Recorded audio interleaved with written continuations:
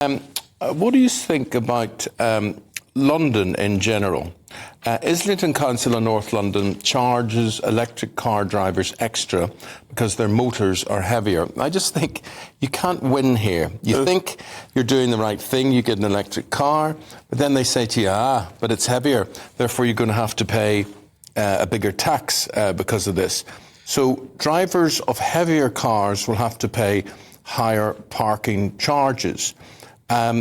So they're saying, now, I put it to you, that is not why we have holes in the road. We have holes in the road because of utility companies, because the repairs are really bad, and because of articulated lorries that have taken all the freight off the railways and deliver all of this around our streets and whatever and bust up our roads.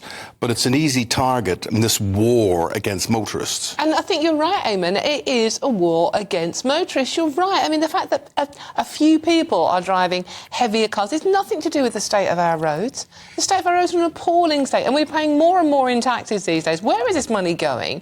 But, I mean, there's very much... I mean, I don't even drive, but the war against motorists is getting worse. It's almost impossible to drive in London now. It is. Did you ever think of moving out of London, Biggins? Yeah, we are, funny enough, and we're going to look at a house in Somerset at the weekend.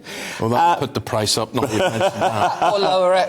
But, you know, it's interesting, because we have an electric car, and does it say which council is charging? Well, Islington, this one is, and... probably Camden. Camden. Let's see, London Council, Lambeth as well. Because, interestingly enough, if you park in Westminster with an electric car, you can park for 4 hours for £1.60. Wow. And you can extend it for another 4 hours and pay another £1.60, so you could be there 8 hours for £3.20, whatever it is. And so they are good. All these things will go eventually because, of course, you know, this is an incentive to people to go out and buy an electric car.